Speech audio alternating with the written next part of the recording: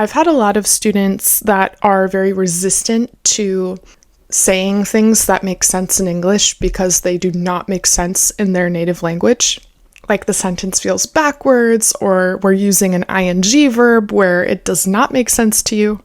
I'm going to be real with you guys. That is a very necessary part of language learning. You have to say things that would never make sense in your native language because this is a different language. You know the kind of things that I've had to rewire my brain to say in Spanish that I would never say if I never learned the language of Spanish?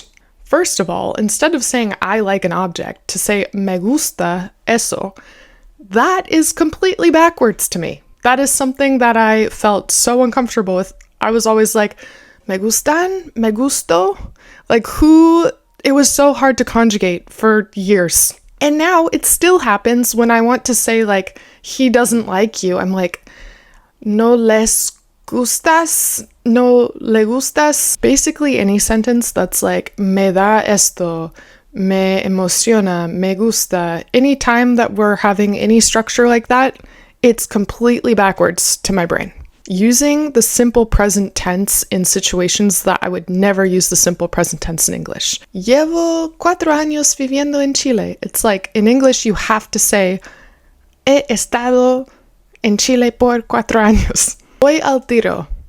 I would say, I am going now. I would never use the present tense in that situation either. Objects having genders. That did not make to be honest, it still doesn't make any sense to me, but I just choose to not think too hard about it. It's like, yeah, sure, this cup is a woman. That makes sense. That's especially hard when you are not mentioning the object. So someone's like talking about a movie and I'm like, si la vi. So I have to remember that movie is a girl movie. All of this to say, instead of resisting all of the differences that English has with your native language and how hard it is, why not just embrace it? Now I can say backward sentences like me gusta, me importa, that would never make sense in my native language, and you can do the same in English.